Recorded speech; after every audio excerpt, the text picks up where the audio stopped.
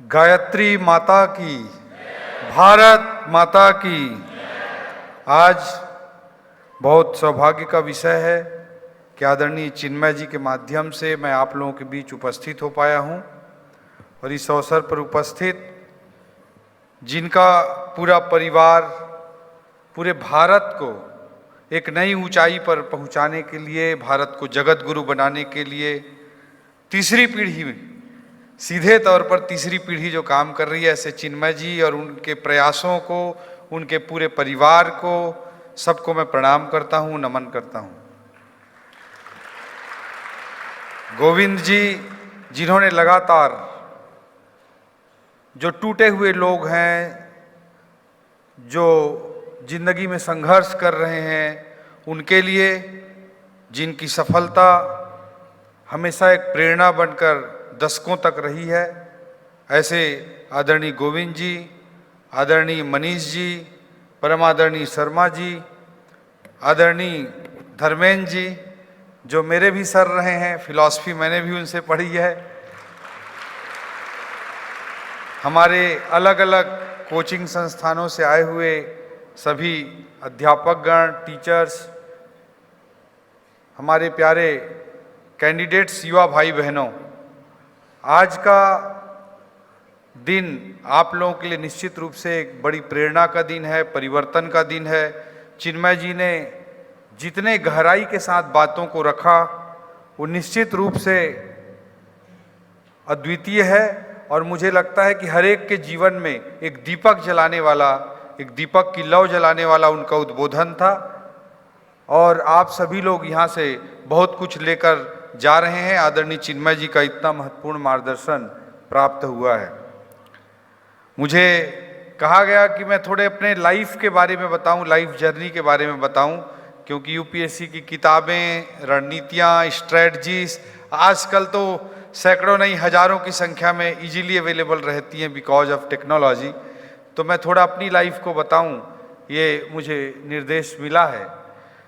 तो मैं आपको बताना चाहता हूं, शायद इसलिए ज़्यादा उपयोगी होगा ताकि आप अपनी ज़िंदगी से और अपने चीज़ों से कोरिलेट कर पाएंगे और आपको एहसास होगा, एक आत्मविश्वास होगा कि ज़िंदगी में शायद कुछ भी किया जा सकता है, ये आपको आत्मविश्वास आ सकता है।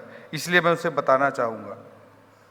मैं रायगढ़ ज़िले में, छत्तीसगढ़ के रायगढ़ ज़िले में, जिला हेडक्वार्टर से 17-18 किलोमीटर की दूर पर एक गांव है छोटा सा, बायंग करके, वहाँ पर पैदा हुआ और मेरे पिताजी शासकीय स्कूल में शिक्षक थे। और इस बीच में मैं बहुत महत्वपूर्ण बात रखना चाहूँगा कि मेरे पिताजी शांति कुंज परिवार से, आदरणीय गुरुजी से बहुत गहराई के साथ जुड़े हुए थे और शुरुआती दौर में काम करते थे और हम लोगों के बचपन का कोई भी ऐसा महीना नहीं गुजरा है जब हम अखंड ज्योति ना पढ़े हों। कोई भी ऐसा महीना नहीं गुजरा हो। हम लोगों का शिक्षा संस्कार, हम लोगों का नामकरण सभी शांति कुंज की रीति से सब कुछ हुआ। पिताजी मेरे वहीं शासकीय स्कूल में शिक्षक थे और जब मैं करीब 7-8 साल का था तब उनका निधन हो गया, उनकी डेथ हो गई बहुत अर्ली एज में। और मेरी माँ 4th क्लास तक पढ़ी हुई है, 4th क्लास तक, और मैं वहीं गांव की स्कूल में पढ़ता था, मेहनत करता था, अच्छा पढ़ाई करता था। और ऐसे स्कूलों में मेरा एजुकेशन हुआ जहाँ पे मिडिल स्कूल में जब हम थे तो खपरेल की छत होती थी और जरा सी पानी गिरती थी तो क्लासरूम भर जाता था और कोई दुख नहीं होता था कि हमारी पढ़ाई नहीं हो पाती थी, खुशी होती थी कि छुट्टी मिल रही है। उस समय स्कूलों में कोई प्यून नहीं होता था, छोटे स्कूलों में, मिडिल स्कूल में, प्राइमरी स्कूल में कोई प्यून नहीं होता था। तो हम लोगों के पास ही क्लास कक्षा नायक, शाला नायक के पास चाबी होती थी। तो जब कम पानी गिरा रहता था तो हम लोग पहले ही पहुंच जाते थे, 1 घंटा पहले, और देखते थे कि क्लासरूम भरा है कि नहीं भरा है। नहीं तो सामने में बोरिंग था, वहाँ से ढेज करके लाके भर देते थे हम लोग। ऐसे स्कूल चलता था, वैसे टीचर, वैसे सब कुछ चलता था। बट नेचुरल मैं बोलूँगा कि आज के स्कूलों में जो टीचर होते हैं उनसे बहुत ज़्यादा अच्छे टीचर होते थे 20 साल पहले। मैं इतना ज़रूर रियलाइज़ करता हूँ हर स्कूल में जाकर। वैसी स्कूल में मेरी मिडिल स्कूल मैंने पढ़ाई करी, फिर मैं high school, higher secondary school पढ़ने के लिए गांव से 3 किलोमीटर दूर के गांव में एडमिशन लिया और वहाँ मैं पढ़ाई करता था। तो जब हम लोग 12th क्लास में थे तो हमारे स्कूल में एक ही लेक्चरर हुआ करते थे, केवल इंग्लिश के। न मैथ्स का लेक्चरर, न फिजिक्स का लेक्चरर, न केमिस्ट्री का लेक्चरर, न बायो का लेक्चरर, न हिंदी का लेक्चरर। और जब हम लोग 12th क्लास में थे तो पूरे साल भर में मैथ्स की 4 क्लास हुई थी, मैथ्स की 4 क्लास हुई थी, ऐसा स्कूल होता था। बट जैसा कि आदरणीय चिन्मय जी ने कहा कि जिंदगी का एक टर्निंग पॉइंट होता है, वो बहुत इम्पॉर्टेंट होता है। बस मैं बहुत छोटा था, करीब 10-11 साल का था, तो पिताजी की डेथ हो गई थी और माँ के साथ मैं पेंशन का केस बनवाने के लिए डिस्ट्रिक्ट हेडक्वार्टर जाता था। तो बीओ ऑफिस होता है, आप सभी जानते होंगे, ब्लॉक एजुकेशन ऑफिसर का ऑफिस होता है। तो वहाँ पे जाते थे, हमारा काम नहीं हो रहा था। एक दिन वहाँ के प्यून ने मेरे को बोला कि तुम कलेक्टर ऑफिस चले जाओ बेटा, वहाँ जाओगे तो काम हो जाएगा। तो मैं और मेरी माँ कलेक्टर ऑफिस पहुँचे और कलेक्टर ऑफिस पहुँच करके बात हमने बताई तो कलेक्टर डिस्ट्रिक्ट एजुकेशन ऑफिसर पर बहुत नाराज हुए और हमारा काम तुरंत हो गया। तो 10-11 साल की उम्र थी और मेरे मन में आया, ये कलेक्टर तो बड़ा तोप चीज होता है भाई, तो ये बनना चाहिए, ये मेरे मन में आई। और इस सपने को मैं बहुत अच्छे तरीके से जीता रहा। और मैं पढ़ता जरूर सुविधाओं से, अभावों वाली स्कूल में जरूर पढ़ता था, बट मेरा लक्ष्य, मेरा जुनून, मेरे अंदर की आग बहुत क्लियर थी कि मुझे यही बनना है। और गांव की स्कूल में, गांव में रहता था मैं। पहले बस से एक रेलवे स्टेशन था, वहां तक जाता था 9 किलोमीटर की दूरी पे, फिर वहां मैं ट्रेन पकड़ता था और फिर डिस्ट्रिक्ट हेडक्वार्टर जाता था रायगढ़। और फिर वहां पे एक पॉलिटेक्निक कॉलेज था, उसके सामने में एक मैगजीन बेचने वाला ठेला लगाता था। तो वहाँ मैं जा करके, जब मैं 8th-9th क्लास में था, तब civil services chronicle, competition success review, Pratiyogita Darpan, ये मैगजीन खरीदा करता था। और खरीद करके आप भी अभी भी देखते होंगे कि हर मैगजीन में 2 लोगों का इंटरव्यू होता है, 2 सक्सेसफुल लोगों का।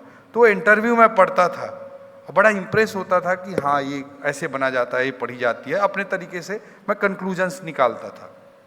10+2 जब मैं पास हुआ तो मेरे पिताजी के जगह में मुझे अनुकंपा की नौकरी मिल सकती थी। कंपनसेटरी अपॉइंटमेंट जो होता है वो मिलने का प्रावधान होता है, कोई सरकारी नौकरी में होते हैं तो जब मैं 12th क्लास के बाद वो बन सकता था, कोई सरकारी नौकरी मुझे मिल सकती थी। बट मेरी 4थी पढ़ी हुई माँ ने मुझे कहा कि बेटा, इस चक्कर में, इस छोटे नौकरी के चक्कर में तुम मत पड़ो, जिंदगी में कुछ भी बड़ा करो, ये उन्होंने कहा। और मैं अपने सपने के हिसाब से अपने गांव को छोड़ करके मैं भिलाई आया, फिर बीच में मैं दिल्ली आया। फर्स्ट ईयर में था तभी दिल्ली आया। फर्स्ट ईयर में था तब मैं Lal Bahadur Shastri National Academy of Administration देखने के लिए मसूरी पहुंच गया। ट्रेन की टिकट कटा करके दिल्ली आया। दिल्ली से अभी मुझे याद है ISBT में बस पकड़ी और देहरादून गया। देहरादून से वो जीप में जो बहुत सारे लोगों को लेके जाते हैं, वैसे ही मैं मसूरी पहुंचा, वो लाइब्रेरी पॉइंट पे, और लाइब्रेरी पॉइंट से फिर एकेडमी तक गया रिक्शा लेकर। और मैं जब एकेडमी में लबासना के गेट पर पहुंचा तो गार्ड ने बोला तुम नहीं जा सकते अंदर। मैं 18-19 साल का था। तब मेरे को बड़ा धक्का लगा और मैं वहीं पे ज़िंदगी में सोचा कि ये IAS बन के जरूर आना है और यही गार्ड एक दिन सैल्यूट करके मुझे अंदर बुलाएगा, ये मुझे जरूर करना। ऐसे विचारों के साथ मैं मसूरी से फिर दिल्ली आया। दिल्ली में अभी मुझे याद है पटेल चेस्ट पे कुमार बुक डिपो हुआ करता था, आप लोग बहुत सारे लोग जानते हैं। अब तो उनके बहुत सारे सेंटर खुल गए अनिल जी के। वहाँ पे मैं जा कर के किताब मांगने लगा, तो मैं IAS की किताबें मांग रहा था। तो उन्होंने बोला तुम क्या करोगे जी, बहुत छोटा था मैं, अनिल जी ने बोला। तो अनिल जी को मैं बोला मैं IAS की तैयारी करता हूँ। तो बड़े खुश हुए, इम्प्रेस हुए, पूछने लगे कहाँ से आए हो, क्या है। उन्होंने सारी किताबें दी और उन्होंने अपना टेलीफोन नंबर भी दिया और मुझे बोला कि कोई भी किताब की ज़रूरत हो तो तुम मुझे फ़ोन कर देना, मैं कुरियर कर दिया करूँगा। ऐसे ये यात्रा आगे बढ़ती गई और ईमानदारी के साथ मेहनत। 12th के बाद मेरा बिट्स पिलानी में भी सिलेक्शन हुआ था, गांव में पढ़ते पढ़ते ही। लेकिन मैं ज्वाइन नहीं किया कि मुझे बस IAS ही करना है और कुछ नहीं करना है। मैं प्राइवेट टाइप ग्रेजुएशन किया, कॉलेज में नाम लिखा रखा था मगर कॉलेज जाता नहीं था। और कभी 4% अटेंडेंस था मेरा फाइनल ईयर में। तो उस कॉलेज में काफ़ी सख्त नियम थे। तो आखिरी में मुझे बुलाया गया कि क्या बात है जी, तुम ऊपर से भी टॉप करते हो, नीचे से भी टॉप करते हो। तो वो डिसिप्लिनरी इंचार्ज जो प्रोफेसर थे उन्होंने मेरे को सिंगल अलाउ किया एग्ज़ाम देने से, अदरवाइज कई लोगों को एग्ज़ाम भी नहीं देने देते थे। वो बड़ा सख्त कॉलेज था। तो वैसे करते हुए मैं अपनी यात्रा में आगे बढ़ा और बहुत जल्दी one of the youngest age में आईएएस क्लियर किया, आईएएस सेलेक्ट हुआ और मैं अपने होम कैडर छत्तीसगढ़ में आईएएस बनकर काम करना चालू किया। और 13 साल तक मैं आईएएस की नौकरी किया, आईएएस में रहा 13 ईयर्स तक। और किसी भी आईएएस का जो बेस्ट पॉसिबल करियर हो सकता है उस तरह का मेरा 13 ईयर्स का करियर रहा। मैं इस ड्यूरेशन में बहुत अच्छे जगहों पर सीओ जिला पंचायत रहा, बहुत अच्छे जगहों पर एसडीएम रहा, राजधानी का म्युनिसिपल कमिश्नर बना, फिर अपनी चॉइस से दंतेवाड़ा जो बस्तर का एक महत्वपूर्ण हिस्सा है वहाँ पर मैं गया, रिक्वेस्ट करके गया कि मुझे यहाँ कलेक्टर बना दीजिए। वहाँ पर मैं एज कलेक्टर काम किया। एजुकेशन में बहुत सारे वहाँ पे इनोवेशंस किए जिसकी अंतर्राष्ट्रीय स्तर पर कई ख्यातियाँ हुई। कभी आप दंतेवाड़ा जाएंगे, आप इमेजिन नहीं कर सकते कि मैं कह सकता हूँ कि दौलत राम कॉलेज से कहीं ज़्यादा अच्छे बिल्डिंग वहाँ आपको दंतेवाड़ा में मिलेंगे। तो एक एजुकेशन सिटी हम लोगों ने क्रिएट किया जंगल के बीच में, नक्सली एरिया में, करीब 150 एकड़ एरिया का, जिसमें 7000 बच्चे निःशुल्क एजुकेशन पाते हैं। हर तरह का स्कूल है उसके अंदर, business BPO centre, polytechnic, ITI, violence affected orphan बच्चों के लिए स्कूल, बहुत सारी चीज़ें हैं। केपीएमजी ने 2012 में वर्ल्ड की बेस्ट 100 प्रोजेक्ट्स की लिस्ट निकाली थी। उसमें उसने एजुकेशन सिटी दंतेवाड़ा को इंक्लूड किया वर्ल्ड के बेस्ट 100 प्रोजेक्ट्स में। तो then I got prime minister's excellency award for educational innovations. जब मनमोहन सिंह जी प्राइम मिनिस्टर थे तब पीएम एक्सीलेंसी अवार्ड मुझे मिला, वन ऑफ यंगेस्ट एज में ये अवार्ड भी मिला मेरे को। वो सब चीज़ें चलती रही। फिर मैं कैपिटल का कलेक्टर बना, अपनी राजधानी हमारे छत्तीसगढ़ की रायपुर है, वहाँ पे कलेक्टर के रूप में 3 साल काम किया। अब मेरे ज़िंदगी में फिर यहाँ पे एक बड़ा मोड़ आया। मैं हमेशा सोचता था, आपने मेरी अपने लाइफ की जर्नी बताई कि आईएएस मेरे लिए कितना बड़ा ड्रीम था, बट अभी गोविंद जी ने भी कहा, चिन्मय जी ने भी अपने विचारों से कहा कि कोई भी मंजिल आखिरी मंजिल नहीं होती है, हर मंजिल एक पड़ाव होता है अगली मंजिल की ओर बढ़ने के लिए।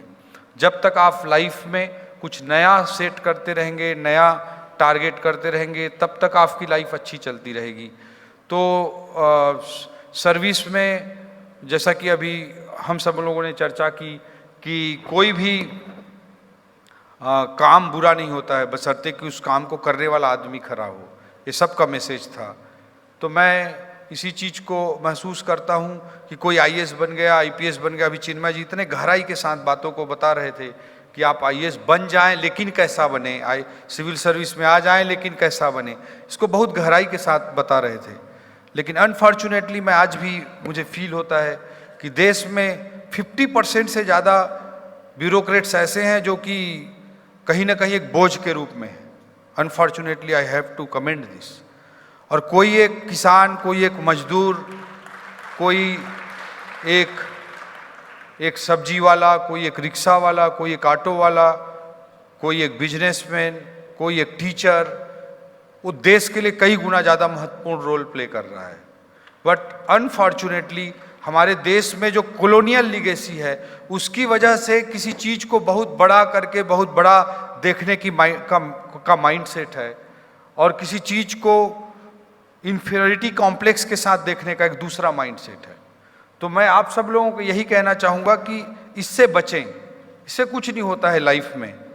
और फिर जो भी था, मैं सोच रहा था कि I should come out from bureaucracy और लाइफ में कुछ अलग करना चाहिए, कुछ बड़ा सोचना चाहिए।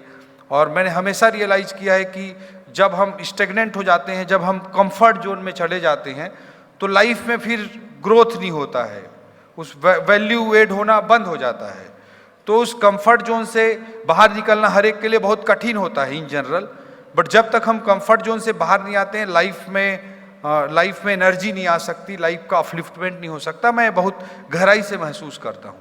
तो देन मैं सोचता था कि मुझे ब्यूरोक्रेसी से बाहर आकर कुछ करना चाहिए। तो सवाल उठता था क्या करना चाहिए। तो there were so many things कि मुझे लिखने का शौक़ है तो मैं लिखने का काम करूँगा, मुझे इकोनॉमिक्स में स्टॉक मार्केट में बड़ा इंटरेस्ट था तो स्टॉक मार्केट में कुछ काम करूँगा, या एजुटेक की कोई कंपनी बनाऊँगा। जैसे अभी गोविंद जी ने रोमन को कोट किया, रोमन मेरे से भी एसोसिएटेड रहा। विजन आईएएस जो चलाता है अजय, वो भी अच्छा फ्रेंड रहा अपने तैयारी के दौरान। तो मैं सोचता था कोई मैं भी एजुटेक कंपनी कर लूँगा या कुछ करूँगा। कई सारे विचार आते थे जब मैं राजधानी रायपुर का कलेक्टर हुआ करता था।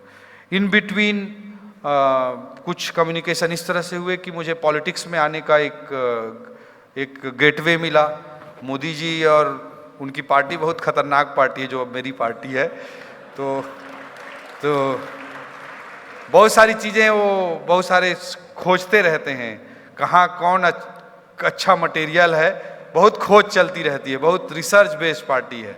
तो कहीं से खोजते खाजते कुछ लोग मेरे तक भी पहुंच गए कि आप तो थोड़ा मतलब आपका लाइफ स्टाइल थोड़ा डिफरेंट लगता है, तो आप बीजेपी क्यों ज्वाइन नहीं कर लेते। तो मुझे लगा कि ये बात भी ठीक है, मैं सोचने लगा। तो मुझे लगा कि हाँ, एक इंडियन डेमोक्रेसी में बहुत इम्पॉर्टेंट रोल है पॉलिटिक्स का। मेरे दिमाग में कई चीज़ें चलती थी, उसमें जैसे स्टॉक मार्केट, राइटिंग करना, उसमें पॉलिटिक्स भी आता था, पॉलिटिक्स भी करना चाहिए क्या। और 13 इयर्स की ब्यूरोक्रेटिक लाइफ में मैंने यही महसूस किया कि इंडिया के डेमोक्रेसी में पॉलिटिक्स को हम लव करें या हेट करें, उसको लाइक करें या डिसलाइक करें, बट है सबसे इम्पॉर्टेंट इंडियन डेमोक्रेसी में पॉलिटिकल सिस्टम से ज़्यादा इम्पॉर्टेंट कुछ नहीं है। तो ये चीज़ मैं हमेशा महसूस करता था कि पॉलिटिक्स तो बहुत इम्पॉर्टेंट है, बट पॉलिटिक्स के चैलेंज को कोई नहीं लेना चाहता। क्योंकि आप लाइफ में देखेंगे कि जो भी चीज़ इम्पॉर्टेंट है उसके इर्द गिर्द उतनी डर्टीनेस भी आ जाती है। ये मानवीय स्वभाव है, हमारे सोसाइटी का एक सिस्टम है। तो जो डर्टीनेस आ जाती है, जो लेग पुलिंग होती है, जो जिस तरह का एक खिंचाव होता है, उसके कारण आदमी सोचता है कि मैं इस पचड़े में क्यों पड़ूं। जिसका लाइफ भी अच्छा चलता रहता है वो सोचता है कि मैं पॉलिटिक्स के पचड़े में क्यों पड़ूं, मैं ये चैलेंज को क्यों लूं। आदमी यही सोचता है। तो जब मैं सोचता था कि जब भाई पॉलिटिक्स है इम्पॉर्टेंट, तो उसको बाहर से क्रिटिसाइज करते रहने से अच्छा है क्यों ना उसका हिस्सा बना जाए और उसको उसमें रहकर कुछ अच्छा करने की कोशिश की जाए। ये मेरे मन में विचार आता था। और बचपन में मैंने एक स्टेटमेंट पढ़ रखा था, शायद चाणक्य जी का है, कि फ्री लॉन्च मिलता है वो स्टेटमेंट कई जगह, कि अच्छे लोगों के राजनीति में नहीं आने का पहला दुष्परिणाम होता है कि बुरे लोग अच्छे लोगों पर शासन करने लगते हैं। तो इस सेंटेंस से भी मैं बड़ा इंप्रेस होता था कि भाई अच्छे लोग राजनीति में आएंगे नहीं तो ऑटोमेटिक बुरे लोग ही वो काम करेंगे। भाई अगर पार्टी को स्टेट का प्रेसिडेंट बनाना है या चीफ मिनिस्टर बनाना है या फिनांस मिनिस्टर बनाना है तो उन्हीं विकल्पों में से चयन करेगी, जो उसके पास उसके संगठन में विकल्प हैं उन्हीं में से चयन करेगी। तो पार्टी की तो मजबूरी है। और अच्छे लोग उस सिस्टम से, उस पार्टी के उस लाइन से बाहर हैं तो पार्टी चाहकर भी अच्छे लोग नहीं ला सकती। अच्छे लोग पॉलिटिक्स में आएंगे तभी तो पार्टी अच्छे लोगों को प्रमोट कर सकती है। तो I used to think in those lines. और फिर मेरे ज्वाइन करने से पहले अमित शाह जी के साथ कई मीटिंग हुई मेरी, तो उन्होंने अभी रिवील किया मेरे लास्ट इलेक्शन कैंपेनिंग में कि उन्होंने कहा कि हमारे कई लोग तुमको पकड़े हुए हैं लेकिन तुम तो चीफ सेक्रेटरी बन सकते हो, तो ये पछड़े में काहे पड़ना चाहते हो। तो मैंने कहा कि नहीं साहब, मतलब मुझे करना है। तो जिस सीट पे मेरे चुनाव लड़ने की चर्चा हो रही थी उस सीट को आज़ादी के बाद से हमारी पार्टी कभी नहीं जीती। आज़ादी के बाद से उस कॉन्स्टिट्यूंसी को कभी नहीं जीता गया और वहाँ पर हमारी पार्टी के हारने का अंतर हर चुनाव में बढ़ता गया और छत्तीसगढ़ की सेकेंड लार्जेस्ट मार्जिन कांग्रेस की जीत की और भाजपा के हार की होती थी, वो सीट थी। तो उन्होंने कहा कि इस सीट पर तुम चुनाव हार भी सकते हो, हालांकि सर्वे बहुत अच्छे आ रहे हैं। तो मैंने कहा हाँ मुझे मालूम है मैं चुनाव हार सकता हूँ। Then also I decided to quit IAS राजधानी रायपुर के कलेक्टर पद को छोड़ते हुए उस कॉन्स्टिट्यूंसी पे मैं चुनाव लड़ने के लिए पॉलिटिक्स में एंट्री किया। सारी दुनिया ने कहा कि बेवकूफ़ है, पागल हो गया है, इसको क्या हो गया है एंड ऑल। 24 साल की नौकरी बची हुई थी, श्योर शॉट में कई सालों तक चीफ सेक्रेटरी रह सकता था छत्तीसगढ़ का। तो मैं गया, वहाँ पर चुनाव लड़ा, आई डिड वेल, बट 2018 में हमारी पार्टी के अगेंस्ट में 15 साल की एंटी इनकम्बेंसी थी, 15 ईयर्स की एंटी इनकम्बेंसी थी और एक एंटी वेव चल रही थी हमारी पार्टी के अगेंस्ट। और वो सीट कैसी थी मैंने पहले ही बता दिया। उसके बाद भी मुझे 22,000 एक्स्ट्रा वोट मिले, जो वहाँ का रिकॉर्ड था उससे ज़्यादा 22,000 एक्स्ट्रा वोट थे, जो छत्तीसगढ़ की 90 कॉन्स्टिट्यूएंसीज में सबसे ज़्यादा वोट उस सीट पे बढ़े थे। बट इतने गड्ढे वाली सीट होती थी कि जीतने के लिए सफिशिएंट नहीं था। मैं वहाँ पे चुनाव हार गया, हमारी पार्टी चुनाव हार गई, सत्ता चली गई। लोग अब सोचते थे कि ओपी चौधरी छत्तीसगढ़ का सबसे बड़ा बेरोजगार, ऐसे कमेंट आते थे सोशल मीडिया में कि अब पटवारी की नौकरी ज्वाइन कर लो, ऐसे दुनिया भर के कमेंट आते थे। और 5 साल फिर पार्टी ने मेरे को जनरल सेक्रेटरी बनाया बीजेपी में। फिर जनरल सेक्रेटरी का काफ़ी इंपॉर्टेंट रोल होता है, स्ट्रैटेजी, प्लानिंग, और पूरे स्टेट में बहुत मेहनत किया हम लोगों ने। तो ये मेहनत करता रहता था। लोग सोचते थे मेरे को देख के कि ये बहुत दुखी होगा, बहुत परेशान होगा, तो बहुत परेशान होगा, इस तरह से लोग देखते थे। बट मैं आपके सामने बोलना चाहूँगा, और जो लोग मेरे को करीब से जानते हैं और इस 5 इयर्स की जर्नी में भी कंटिन्यूअसली मेरे साथ, मेरे क्लोज रहे, वो सारे लोग जानते हैं कि उन 5 सालों में 5 सेकंड के लिए भी मुझे कभी हताशा, निराशा नहीं हुई। तो लाइफ में कुछ बनना, सक्सेस अचीव करना इज नॉट इम्पॉर्टेंट। लाइफ को आप कैसे जी सकते हो वो ज़्यादा इम्पॉर्टेंट है। आज फिर नेक्स्ट ईयर का इलेक्शन आया 2023 का। फिर मेरी पार्टी बोली कि नहीं, इस बार तुम इस सीट पे चुनाव लड़ोगे। बगल की सीट पे मेरे को चुनाव लड़ाया गया। और I was very well aware कि 5 साल में जो मैंने मेहनत किया था, छत्तीसगढ़ की जनता ने जो मुझे सड़क पर संघर्ष करते हुए देखा था, लोगों को बहुत एक इंडियन वोटर बहुत इमोशनल होता है, और उसको जो समझ में आ जाता है वो बहुत आसानी से करता है। इंडिया में लिटरेसी का लेवल जो भी हो, एजुकेशन का लेवल जो भी हो, बट पॉलिटिकल मैच्योरिटी का लेवल इंडियन वोटर में बहुत ज़बरदस्त है। हम उसे जैसे भी आकलन करें, बट वो अलग ही लेवल का पॉलिटिकल इंटेलेक्ट है इंडियन वोटर का। तो मतलब फिर चुनाव हुआ, हम वहाँ पे जब लड़ाई लड़े तो I was very well aware कि लोग मेरे को निश्चित रूप से मतलब बहुत ज़बरदस्त सपोर्ट करेंगे। मैं बहुत अच्छे तरीके से, मेरे को अंदर से फीलिंग थी। और फिर जा कर के वहाँ चुनाव लड़े।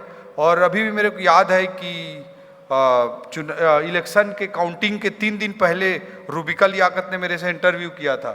तो रूबिका लियाकत जी ने जब इंटरव्यू किया तो वो बोले कि छत्तीसगढ़ में बीजेपी के आने के बारे में पूरे देश को लगता था, इवन हमारे पार्टी के कई दिल्ली वालों को लगता था कि भाजपा नहीं जीत रही है।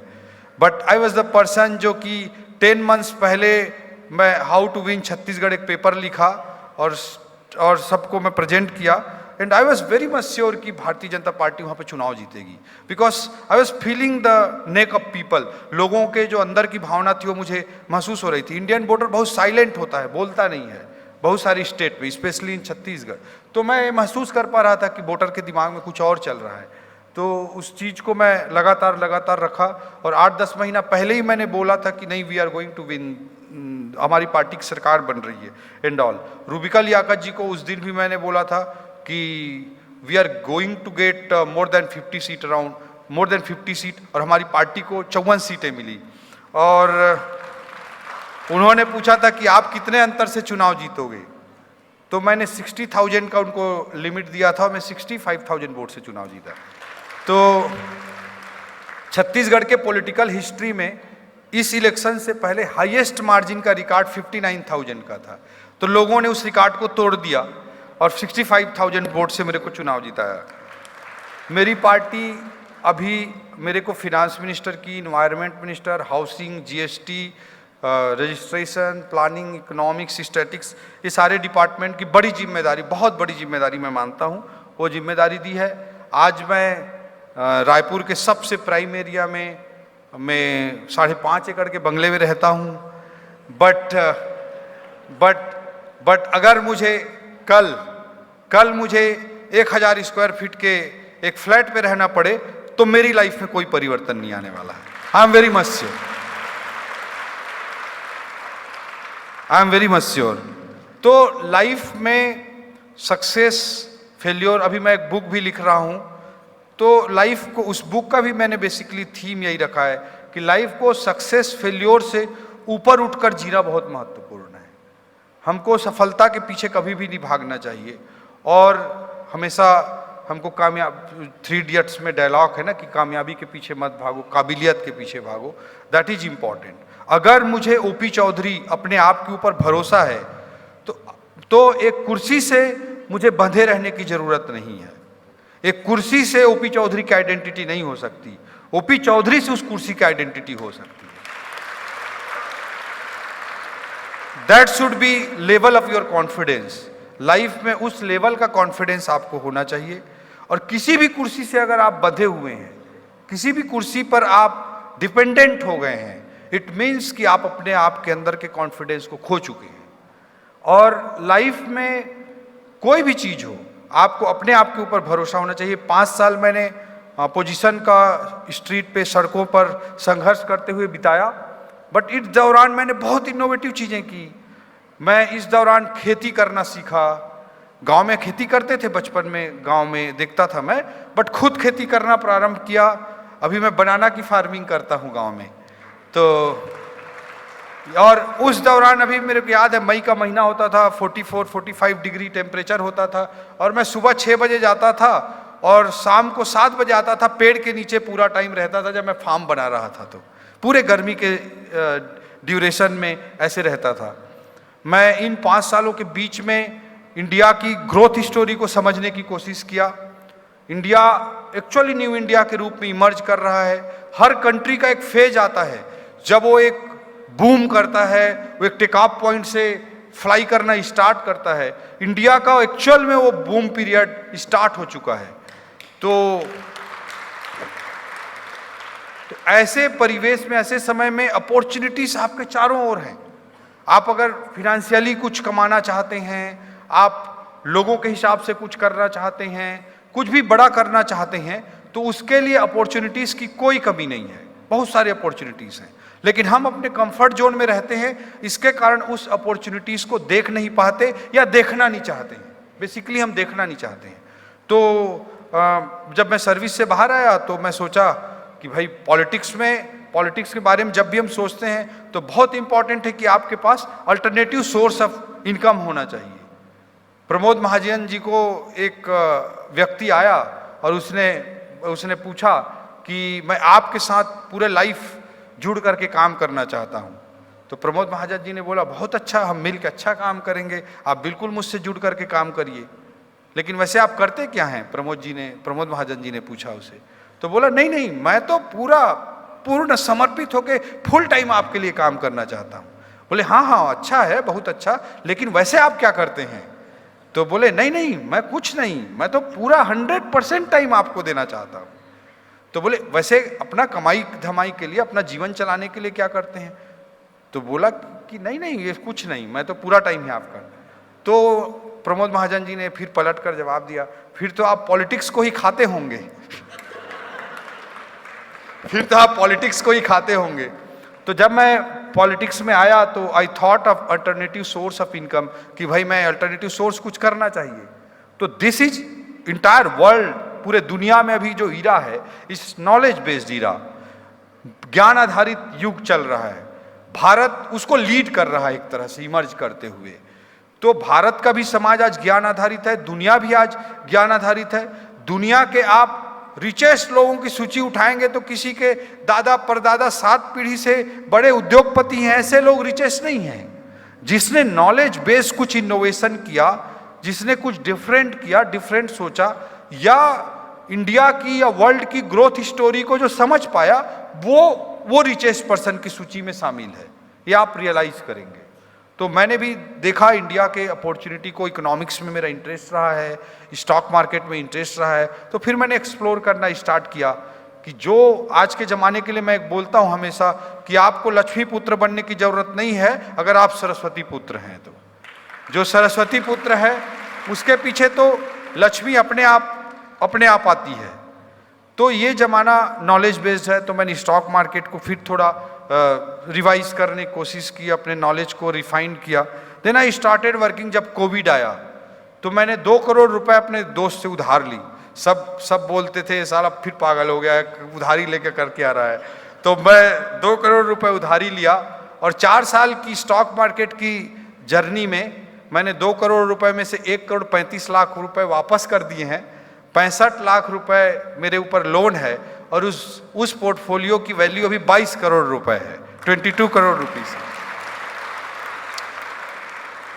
एंड माई फिनेंशियल टारगेट, मैंने 2040 के लिए अपना फिनेंशियल टारगेट बनाया, उस पोर्टफोलियो का टारगेट बनाया है कि अपने नॉलेज के बेसिस पे और इंडिया की ग्रोथ स्टोरी के बेसिस पे उस पोर्टफोलियो की वैल्यू 2004 में भविष्यवाणी कर रहा हूँ, 2040 में उस पोर्टफोलियो की वैल्यू 1000 करोड़ होगी, 1000 करोड़।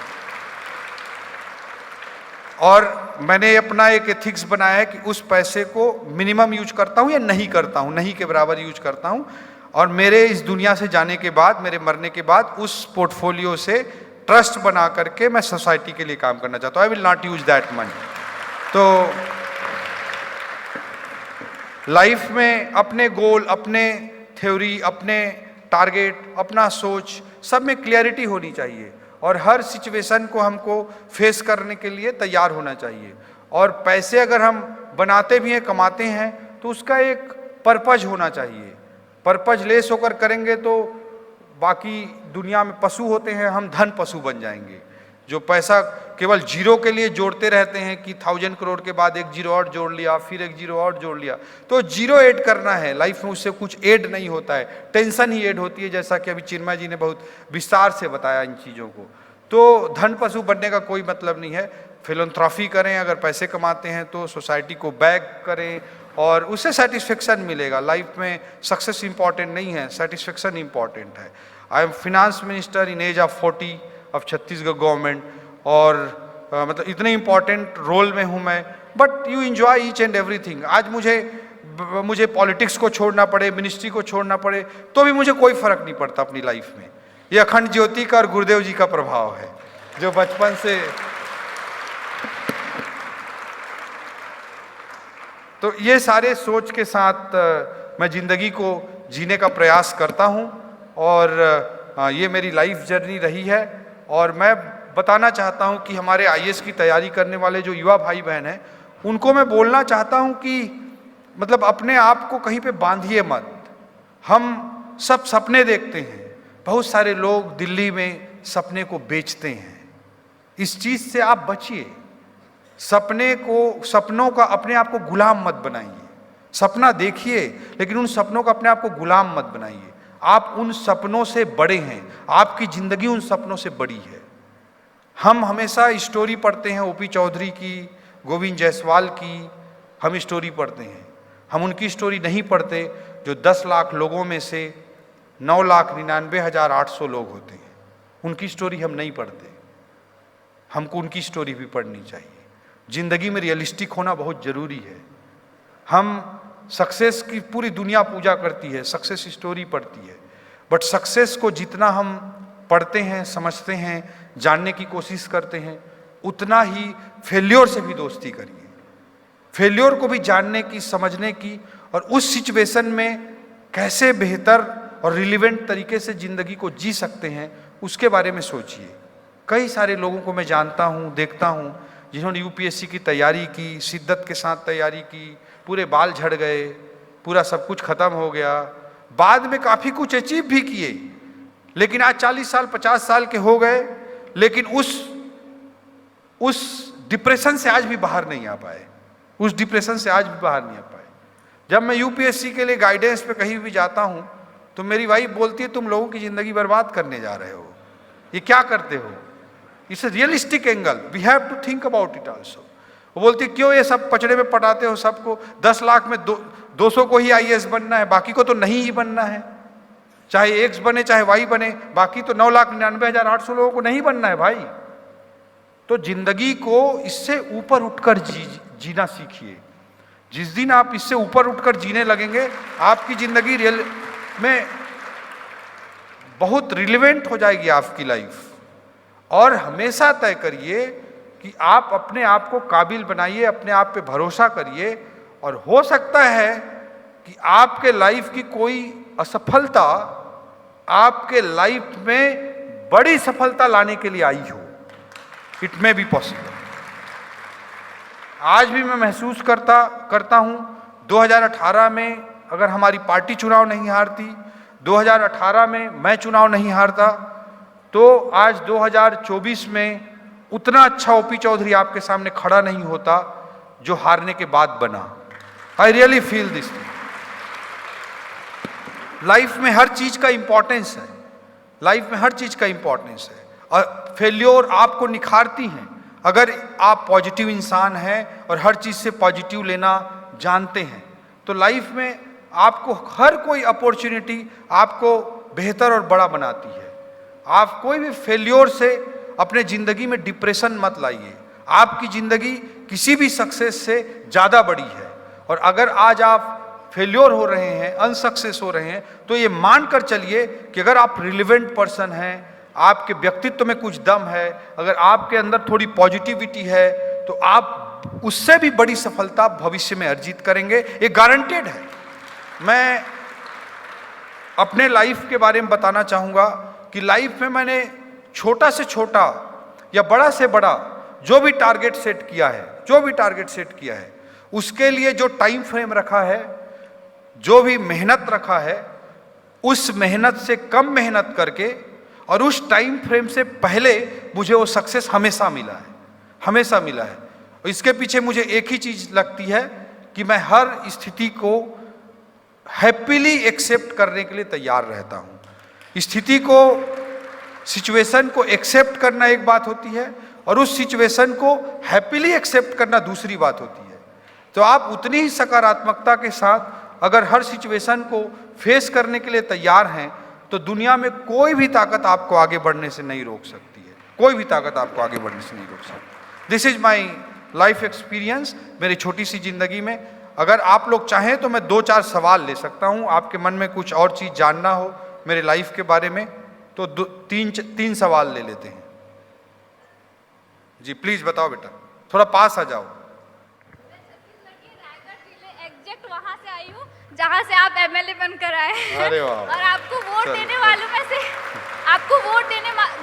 में से मेरा परिवार भी है। मेरे पिताजी का नाम श्री सेवकराम साहू, आप गुरुजी के नाम से जानते होंगे, पुसौर के रहने वाले हैं। जी।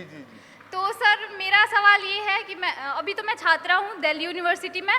और तो जैसे मैं अपनी कॉलेज में अपना इंट्रोडक्शन देती हूँ, बोलती हूँ कि मैं छत्तीसगढ़ से हूँ, तो सब इस नज़रिए से देखते हैं कि ठीक है, पॉवर्टी, हंगर, नक्सलाइट, ये सब से देखते हैं।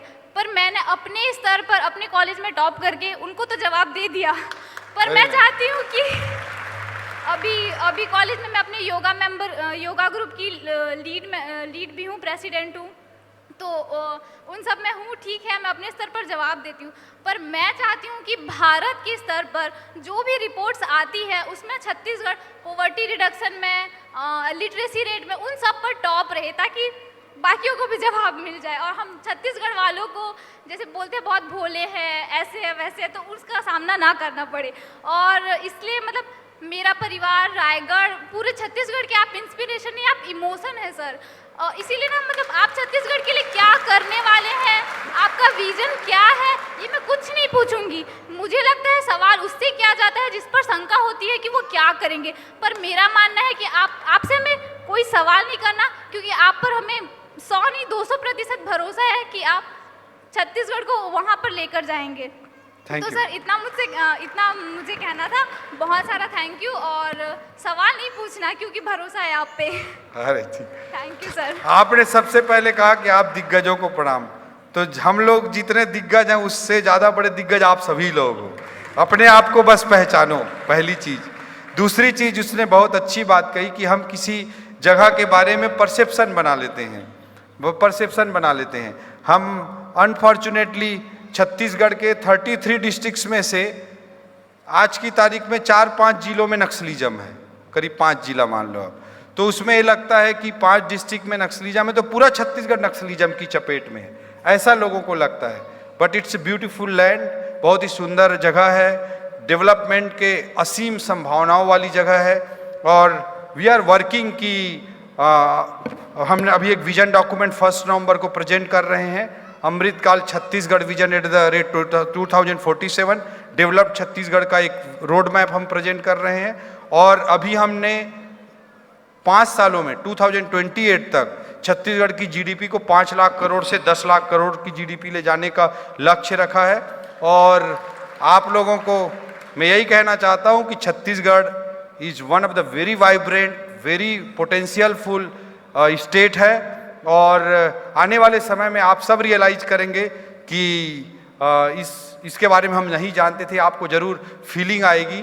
और एक बड़े बहुत ही डेवलप्ड स्टेट के रूप में आने वाले टाइम में छत्तीसगढ़ इमर्ज करेगा, इसमें मेरे को कोई डाउट नहीं है। अभी शेयर का भाव बहुत सस्ता है, छत्तीसगढ़ के बारे में पॉजिटिव परसेप्शन जो बना लेंगे वो फायदे में रहेंगे। Thank you so much. बाद में मत बोलिएगा हम को पता नहीं था। जी प्लीज। प्रणाम पुनः करता हूँ। हमेशा से ऐसा एक परसेप्शन बना हुआ होता है कि नेताजी का दबाव होता है सिविल सर्वेंट्स के ऊपर। अब आप नेताजी हैं, सिविल सर्वेंट्स के ऊपर दबाव कम हुआ होगा।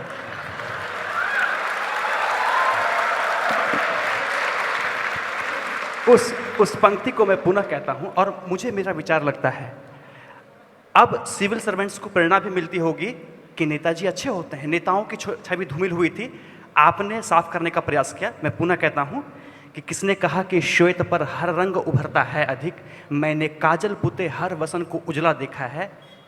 अब तक मैं ये लिखता था, अब मैं नेताजी को अच्छा बताऊंगा, आपको देखकर प्रेरित होता हूं।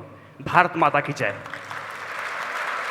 तो सर मेरा प्रश्न ये है अभी भी कि अब ऑफिसर्स को कैसा अनुभव होता है, उत्तर चाहिए।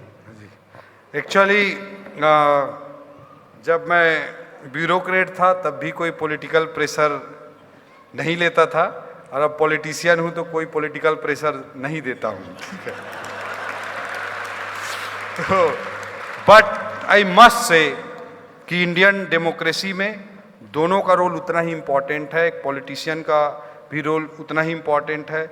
और पॉलिटिशियन के लिए हम एक परसेप्शन जनरली ब्यूरोक्रेट बना करके ब्यूरोक्रेसी में जब रहते हैं तो जाते हैं कि तो नेगेटिव ही होगा, ये तो गलत ही करेगा, इस तरह का एक माइंडसेट से कई बार ब्यूरोक्रेट्स पॉलिटिशियंस को फेस करते हैं।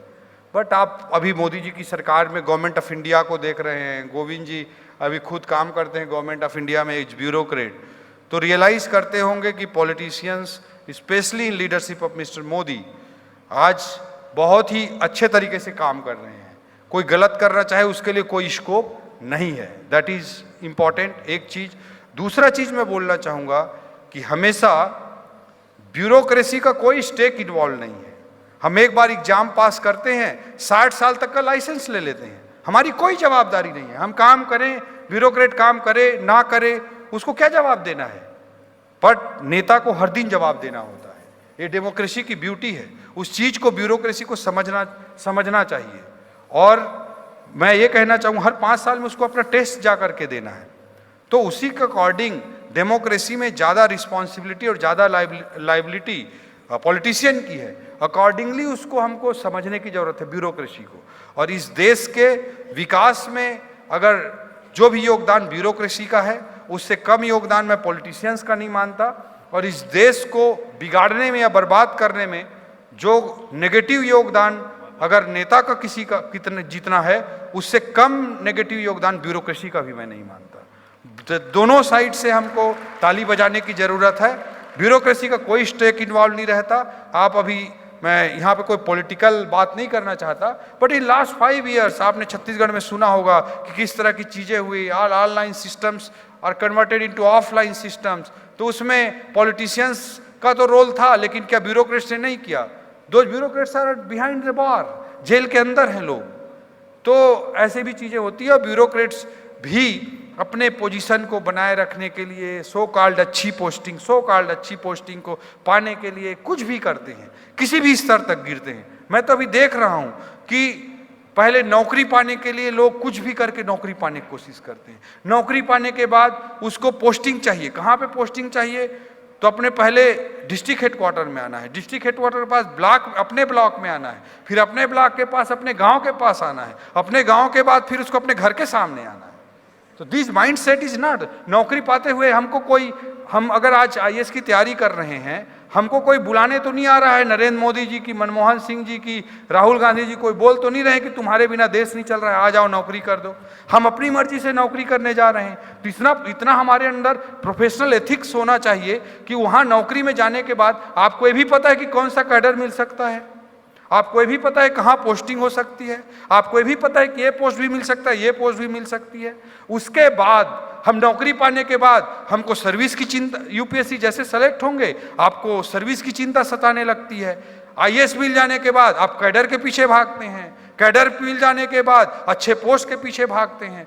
तो ये लोभ से जब तक बाहर अगर आप प्रोफेशनल एथिक्स को फॉलो नहीं करेंगे, अच्छे ब्यूरोक्रेट नहीं बन सकते। मैं गर्व के साथ कहता हूं कि 13 साल की नौकरी में मैं एक बार कोई पोस्टिंग मांगने नहीं गया, एक बार 13 साल की पोस्टिंग में एक बार कोई पोस्टिंग मांगने नहीं गया।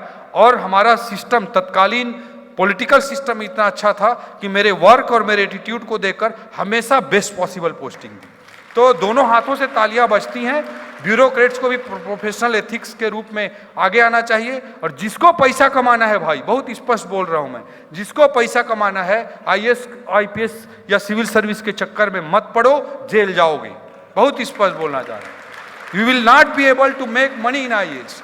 अगर आईएएस में रहकर, आईपीएस में रहकर पैसा बनाने की कोशिश करोगे और फिर उसको उल्टे सीधे तरीके से अपने नाम पे लाने की कोशिश करोगे, अब जो सिस्टम है उसमें ट्रेस हो जाओगे, मरोगे। बहुत स्पष्ट शब्दों में बोलना चाह रहा हूं। जो अगर आपको पैसे कमाने हैं तो India is a emerging nation. यहाँ पे वॉरेन बफे भी पैदा होने वाले हैं 20 साल के अंदर, यहाँ पर बिल गेट्स भी पैदा होने वाला है 20 साल के अंदर। यहाँ पे her best possible success, financial success की स्टोरी यहाँ क्रिएट होने वाली है। तो अगर फिनेंशियल सक्सेस गेन करना है तो civil service is not the place. But unfortunately मुझे कहना पड़ता है कि बहुत सारे ब्यूरोक्रेट्स आज ज्वाइन करते ही उनको पैसे की भूख है। पैसे की भूख में आप पैसे कमा लोगे, उसको व्हाइट करने की कोशिश करोगे। अब सिस्टम वो नहीं रह गया है, आप हमेशा उसके कारण परेशान रहोगे और उल्टे सीधे पैसे जो कमा लोगे, जो कैश में पड़ा रहेगा यहाँ वहाँ, वो कभी कोई काम नहीं आने वाला है। जिस दिन मरोगे 100 घरों में दिवाली मनेगी कि हम मर गया, हमारे पास पैसा छूट गया। यही होने वाला है, होता ही यही है।